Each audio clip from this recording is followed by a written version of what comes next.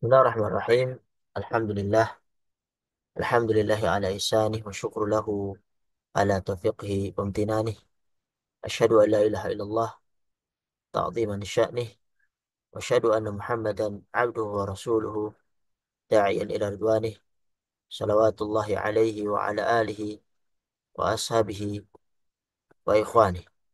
Qala ta'ala ya ayyuhalladzina amanu taqullaha haqqa tuqatih wa la tamutunna illa wa antum muslimun. Allahumma alimna ma yanfa'una وانفعنا بما علمتنا وزدنا علما يا رب العالمين. رب اشرح لي صدري ويسر لي أمري واحلل عقدة من لساني يفقه قولي أما بعد. Para hadirin yang dirahmati Allah Subhanahu wa taala, kita bersyukur pada Allah Subhanahu wa taala atas kemudahan, taufik dan hidayahnya untuk bisa bertemu kembali untuk sama-sama kita belajar berkenaan usul fi tafsir, itu dasar-dasar ilmu tafsir yang eh, kita pakai kitab Syekh Muhammad bin Shalih Al-Utsaimin rahimahullah taala, dan kita masih bersama dengan sebuah pembahasan berkenaan dengan al-muhkam wa mutasyabih. Muhkam dan mutasyabih. Pertemuan yang lalu kita menyampaikan bahwasanya muhkam adalah maksudnya adalah ayat-ayat yang muhkamat, maksudnya adalah ayat-ayat yang jelas maknanya. Sedangkan mutasyabih, ayat-ayat yang mutasyabihat adalah ayat-ayat yang maknanya samar bagi sebagian ulama. Dan kewajiban kita adalah mengembalikan ayat-ayat mutasyabihat itu kepada ayat-ayat yang muhkam, sehingga menjadi jelas bahwasanya seluruh Al-Quran itu muhkamat, ya. Jelas karena eh, Al-Quran tidak mungkin bertentangan satu dengan yang lainnya. Dia membenarkan satu ayat yang mungkin anggapan sebagian orang itu tidak jelas, padahal ada penjelasannya di ayat yang lain, dan saling menyerupai atau membenarkan bagian yang lainnya dan saling menyerupai dalam kesempurnaan. Para hadirin yang dirahmati Allah Subhanahu wa taala, kita juga telah mengambil tentang Al-Quran ditinjau dari muhkam dan mutasyabih, itu dibagi menjadi tiga, yaitu muhkam secara umum, dan semua Al-Quran adalah muhkam. Ya. Kitabun uhkimat ayatuhu tsumma fussilat min ladun hakimin khabir. Kemudian juga yang kedua adalah muhkam secara mutasyabih secara umum, syabih secara umum, yang maksudnya adalah bahwasanya masing-masing isi Al-Quran serupa satu sama lainnya itu dalam kesempurnaan, dalam keindahan, dalam tujuan yang mulia. Karena apa? Allah berfirman, "Walau kana min indi ghairillah lawajadu fi ikhtilafan katsira." Kalau kiranya Al-Quran itu bukan dari sisi Allah, tentulah mereka mendapatkan pertentangan yang banyak di dalamnya. Dan jenis ketiga, muhkam khusus di sebagian dan mutasyabih khusus di di sebagian. Yang mana akan terbagi nanti menjadi dua golongan, yaitu golongan yang uh, rasikhuna fil ilm, yang mereka mendalam keilmuannya, dan golongan yang kedua, golongan yang uh, uh, wazaighina minal mutasyabih, ya, mereka yang bertentangan dari apa yang Allah Subhanahu wa taala inginkan di dalam Al-Qur'an, bahkan menggunakan ayat-ayat mutasyabih itu dijadikan ayat-ayat yang uh, sebagai pembenaran terhadap akidah mereka yang menyimpang. Jadi sikap yang pertama, sikap orang yang dalam ilmunya di dalam menghadapi ayat mutasyabih ini. Kemudian sikap yang kedua, sikap orang yang menyimpang dalam ayat mutasyabih, yang menjadikan ayat mutasyabih itu menjadikan mereka semakin tersesat dan menyimpang, dan dijadikan sebagai sarana menghujat Al-Quran, menimbulkan fitnah di tengah manusia. Bahkan ada sebagian yang mentakwilnya bukan menurut apa yang dikehendaki oleh Allah Subhanahu wa taala sehingga mereka sesat dan menyesatkan. Pada kesempatan kali ini kita akan masuk kepada anwa'ul at-tasyabuh fil Quran. Jenis-jenis tasyabuh di dalam Al-Quran. Syekh menyebutkan at-tasyabuh al-waqi'u fil Quran nau'an. Jadi tasyabuh yang ada di Al-Quran itu terbagi menjadi dua. Yang pertama, hakikiyun. Tasyabuh yang hakiki. Apa itu? Wahuwa ma la yumkinu an ya'lamahu al-bashar. Itu apa yang tidak diketahui hakikatnya oleh seorang pun. Kaha, kah, ka, ka, ka, ka, kahako, ka, kahaqaiqi sifatillahi azza wa jal. Ya. Seperti hakikat, haqaiq sifatillah azza wa jal, sifat Allah subhanahu wa ta'ala. Fa'innana wa in kunna na'lam ma'ani hadhihi sifat. Ya. Meskipun kita mengetahui makna sifat-sifat ini, tetapi lakinnana la nutriku haqaiqaha. Kita tidak mengetahui hakikat dan juga wa kaifiyatiha dan juga kaifiatnya. Karena Allah Subhanahu wa taala menyebutkan di Quran surat Thaha ayat 20, wala yuhituna bihi ilma. Dan mereka tidak bisa menjangkaunya. Di ayat yang lain, di Quran surat Al-An'am ayat 103, la tudrikul absar wa huwa yudrikul absar wa huwa latiful khabir. Pandangan-pandangan tidak bisa menjangkaunya dan dia menjangkau semua pandangan dan dia maha lembut lagi maha mengetahui. Oleh karenanya, ولهذا لما سئل الإمام مالك رحمه الله عن قول تعالى الرحمن على الأرش استوى كيف استوى. Ketika Imam Malik ditanya tentang firman Allah Ar-Rahmanu alal arsy istawa di surat At-Toha ayat 5, ditanya kaifa istiwa? Bagaimana istiwanya Allah Subhanahu wa taala? Maka beliau menjawab al-istiwa'u ghairu majhul wal kaifu ghairu ma'qul wal imanu bihi wajib was su'alu anhu bid'ah. Jadi istiwa bersemayamnya Allah Subhanahu wa taala itu maklum. Ya, bagi yang mengetahui bahasa Arab maklum, sudah jelas. Tetapi wal kaiful kaifu ghairu ma'qul. Jadi kaifiahnya itu tidak diketahui. Karena kita tidak diberitahu oleh Allah Subhanahu wa taala tentang kaifiah. Kita hanya diberitahu tentang bahwasanya Allah itu beristiwa. Wal imanu bihi wajib. Iman kepadanya wajib dan wasu'alu anhu bid'ah. Dan bertanya tentangnya adalah bid'ah. Jadi dalam tasyabuh hakiki, wa hadha nau la yus'alu an istikshafihi. Jadi jenis ini tidak boleh ditanyakan tentang hakikatnya.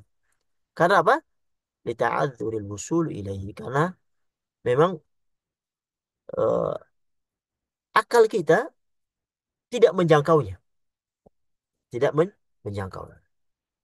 Ini tentang tasyabuh hakiki. Jenis yang kedua, at-tasyabuh an-nisbi.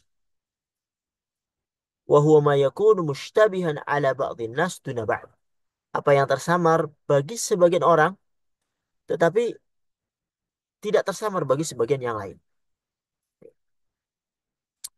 Fayakunu ma'luman dirrasikhina fil ilm duna ghairihim.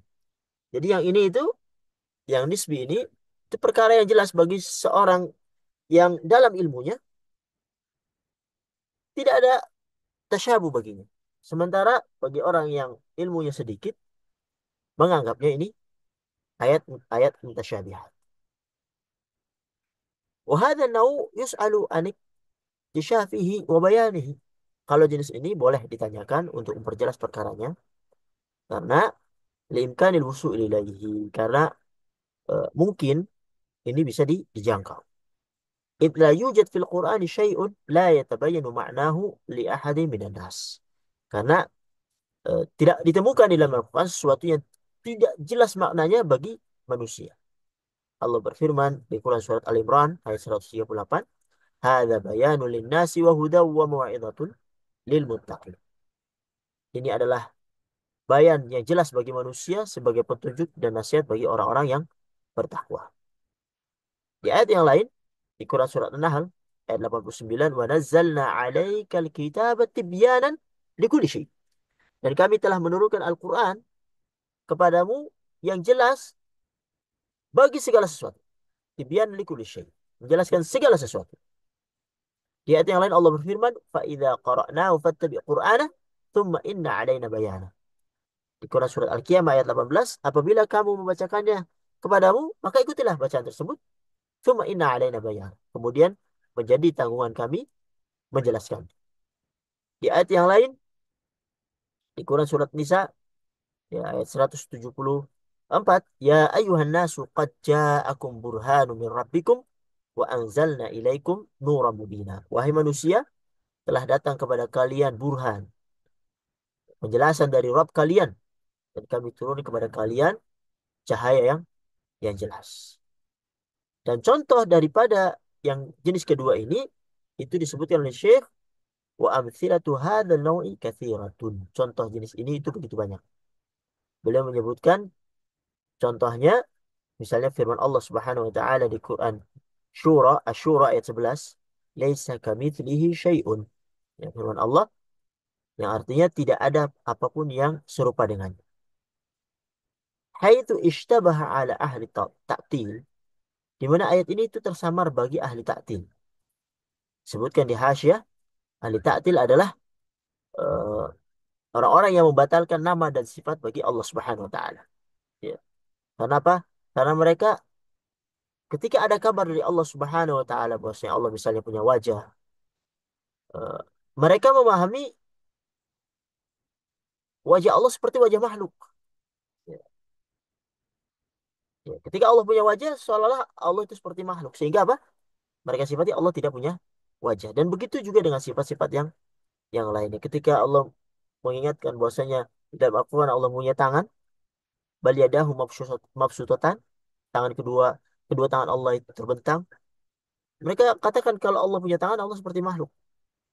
Maka mereka hilangkan eh, sifat ini dari Allah Subhanahu wa taala.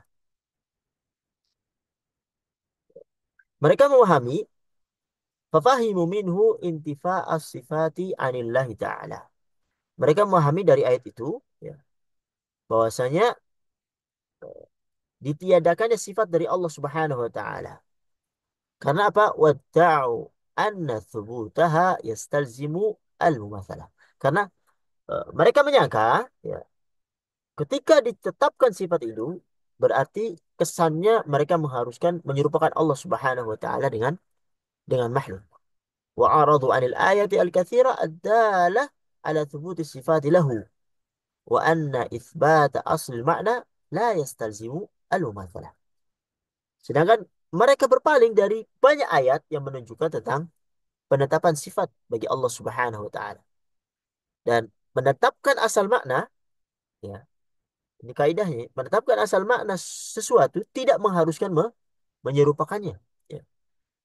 Anna itsbata asal makna la yastalzimu al-mumatsalah. Contoh yang lain, saya menyebutkan firman Allah Subhanahu wa taala, "Wa may yaqtul mu'mina muta'ammidan فجزاؤه جهنم خالدا فيها وغضب الله عليه ولعنه وعد له عذابا عظيما."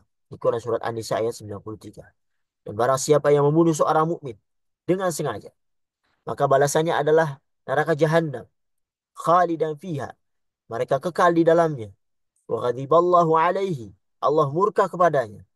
Wa la'anahu. Dan Allah mengutuknya. Wa adda lahu adzaban 'azim. Serta Allah menyediakan baginya azab yang besar. Ayat ini ya, ishtabaha 'alal al-wa'idiyah. Ayat ini tersamar bagi kaum wa'idiyah. Siapa itu kaum wa'idiyah? Kaum wa'idiyah, eh, mereka adalah sebutan bagi kelompok Khawarij dan Mu'tazilah. Ya, mereka disebut dengan wa'idiyah karena mereka berpendapat bahwasanya Allah itu wajib menunaikan ancamannya, wajib menunaikan wa'adnya. Jadi Khawarij dan Mu'tazilah itu sepakat bahwasanya pelaku dosa besar itu keluar dari keimanan dan tidak memiliki iman sama sekali. Menurut Khawarij, jika seorang misalnya membunuh atau berzina, ya, maka dia dianggap kafir, keluar dari keimanan dan masuk ke dalam kekafiran. Orang yang durhaka kepada orang tuanya, orang yang makan harta riba, mereka kafir menurut Khawarij. Dan dosa-dosa besar yang lainnya dianggap kafir di dunia dan di akhirat mereka kekal di dalam neraka. Ya, ini Khawarij yang mengkafirkan kaum muslimin karena dosa-dosa besar. Sedangkan Mu'tazilah itu berpendapat bahwasanya pelaku dosa besar itu keluar dari keimanan, tetapi tidak masuk ke dalam kekafiran. Ya, jadi menurut Mu'tazilah, misalnya seorang pezina atau seorang yang membunuh orang lain keluar dari keimanan, tapi tidak menjadi kafir. Terus di mana posisinya?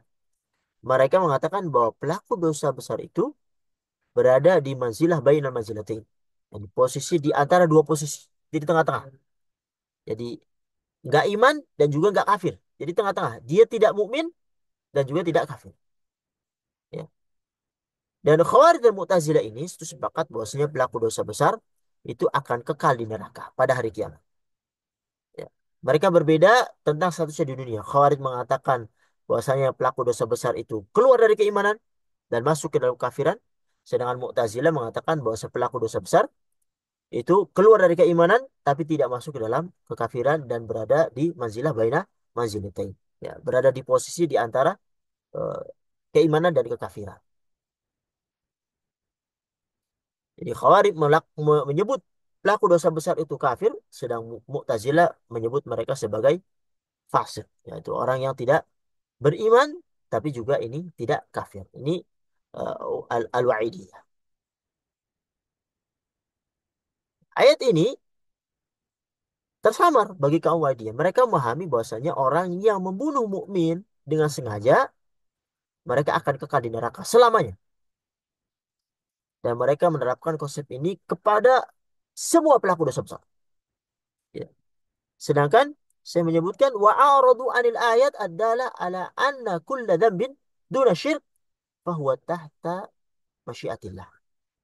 Ya, mereka berpaling dari ayat-ayat yang menunjukkan bahwasanya setiap dosa yang di bawah dosa syirik itu berada di bawah kehendak Allah Subhanahu wa taala. Contoh yang lain, misalnya di firman Allah Subhanahu wa taala di Quran surat Al-Hajj ayat 70, Allah berfirman, "Alam ta'lam anna Allah ya'lamu ma fis samawati wal ard. Inna dzalika fi kitab, inna dzalika 'ala Allah yasir." Apakah kamu tidak mengetahui bahwa sesungguhnya Allah mengetahui apa saja yang ada di langit dan di bumi? Yang demikian itu terdapat dalam sebuah kitab, yaitu Lauhul Mahfuz. Sesungguhnya yang demikian itu amat mudah bagi Allah Subhanahu wa taala. Ayat ini tersamar bagi kaum istabaha ala Jabriyah, kepada kaum Jabriyah. Fafahimu minhu anal abda majburun ala amalihi. Fatau annahu laysa lahu iradah. Mereka memahami bahwasanya hamba itu dipaksa untuk dalam berbuat dan menyangka bahwasanya seorang manusia, hamba makhluk itu tidak memiliki kehendak, tidak memiliki kemampuan sama sekali. Ya. Jadi Jabriyah ini yaitu uh, mereka adalah sebuah sekte dalam ilmu kalam yang eh, mereka mengaku bagian dari Islam, tapi inti keyakinannya mereka adalah bahwa manusia itu tidak memiliki kebebasan. Jadi seolah manusia dipaksa karena mereka percaya manusia itu tidak memiliki kemampuan untuk memilih perbuatan sendiri. Karenanya para ulama Ahlussunnah mengatakan bahwa Jabriyah ini adalah salah satu sekte yang sesat, yang menyimpang dari akidah Islam yang benar. Jadi mereka, saya mengatakan, wa'aradu anil ayat adalah ala anna lil abdi iradatan wa qudrah. Mereka berpaling dari ayat-ayat yang menunjukkan bahwa seorang hamba itu memiliki kehendak dan memiliki kemampuan. Dan bahwasanya wa anna fi'il al-abdi naw'an, ikhtiyari wa ghairu ikhtiyari. Dan mereka berpaling dari bahwasanya manusia itu mempunyai eh, dua hal. Itu perbuatan hamba itu terbagi menjadi dua. Perbuatan yang ikhtiyari dan yang ghair ikhtiyari. Bukan ikhtiyari, yang merupakan pilihan seorang hamba. Bagaimana ar-rasikhuna fil ilm, orang-orang yang dalam ilmunya? Mereka war-rasikhuna fil ilmi ashabul uquli ya'rifuna kaifa yukhrijuna hadhihi al-ayat al-mutasyabiha ila ma'nan yatala'am ma'al ayatil ukhra. Orang-orang yang dalam ilmunya, para ulama, orang-orang yang berakal, mereka tahu bagaimana mengeluarkan ayat-ayat mutasyabih ini kepada makna yang dikaitkan dengan ayat yang lain, sehingga semua isi Al-Quran itu menjadi muhkam, tidak lagi mutasyabih. Jadi mereka membawa ayat-ayat yang mutasyabih itu kepada ayat yang muhkam. Fayabqa Qur'anu kulluhu muhkaman lashtibaha fihi. Sehingga apa? Seluruh Al-Quran menjadi ayat yang muhkam, menjadi muhkam, dan tidak lagi menjadi mutasyabih. Nah, ini perlunya kita berpegang kepada para ulama yang mendalam ilmunya. Lalu kita masuk, apa sih hikmah dari adanya muhkam dan mutasyabih ini? Saya menyebutkan bahwasanya lau kana al-Qur'an kulluhu muhkaman lafatat al-hikmah min ikhtibari bihi tasdiqan wa amalan. Kalau seandainya seluruh Al-Qur'an itu muhkam jelas, tentu hilang hikmah daripada uh, ujian berupa pembenaran atau mengamalkan ayat yang ada di Al-Quran yang notabene mutasyabih, seolah-olah ini ditinggalkan, tidak diamalkan. Karena apa? Karena makna sudah jelas semuanya. Sehingga tidak ada orang yang terfitnah dan keluar daripada subhat yang ada di dalamnya, sehingga dia mendapatkan pahala di sisi Allah Subhanahu wa taala ketika itu mencoba berpindah dari kesesatan menuju kepada cahaya Allah Subhanahu wa taala. Kenapa lidzuhuri makna? Karena maknanya sudah jelas. Wa ada mil majali litahrifihi.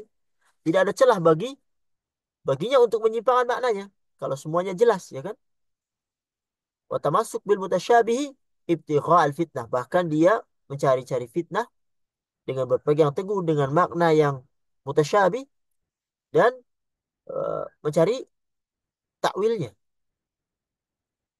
Wa ibtigha at ta'wili, mencari-cari takwil sesuai dengan kehendaknya.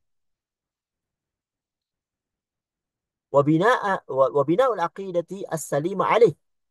Ya. Walau kana kullu mushtabihan, ya. Saya menyebutkan kalau seandainya seluruh ayat itu mutasyabih, lafata kaunuhu bayanan.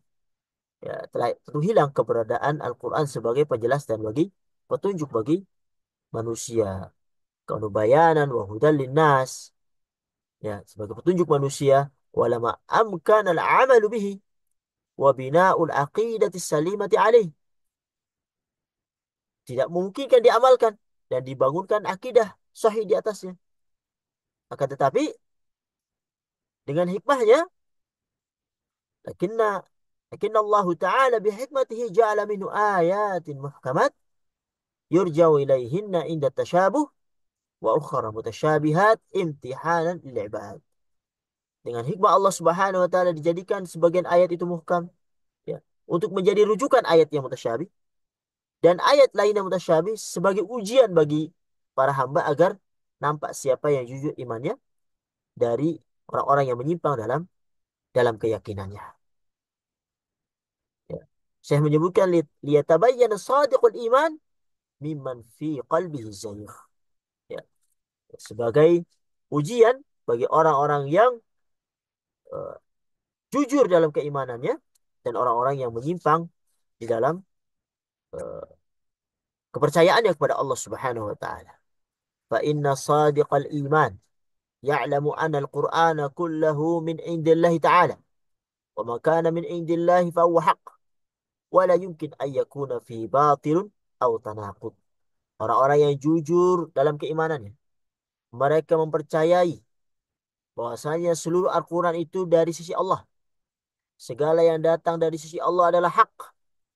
Dan tidak mungkin di dalam Al-Quran itu ada kebatilan dan pertentangan. Karena Allah Subhanahu wa taala menyebutkan, la ya'tihil batilu min baini yadayhi wala min khalfih tanzilun min hakimin hamid. Di Quran surat Fussilat ayat 42. Tidak datang kepadanya kebatilan dari depan maupun dari belakang.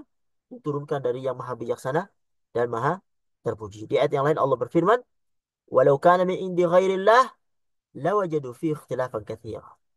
Kalau seandainya Al-Quran itu diturunkan dari selain Allah Subhanahu wa taala, maka kita akan mendapati ikhtilaf, perbedaan yang sangat banyak. Quran surat An-Nisa ayat 82.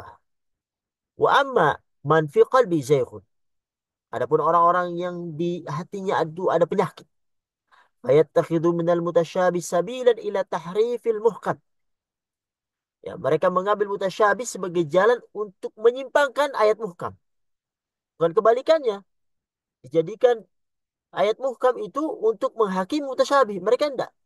Malah mengambil mutasyabih untuk menyimpangkan ayat yang muhkam. Wattiba'il hawa fit tashkiki fil akhbar.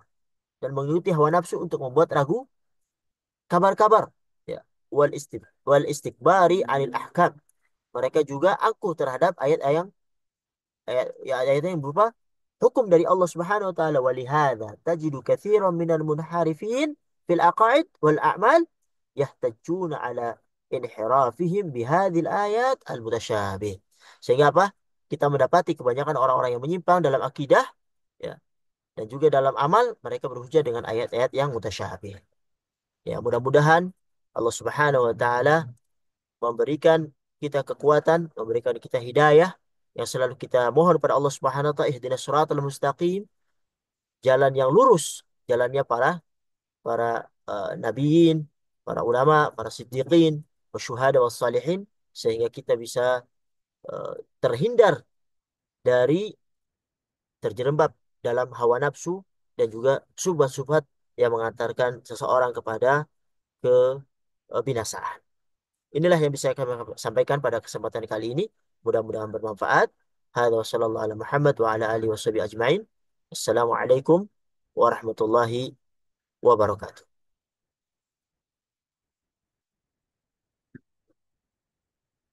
Waalaikumsalam.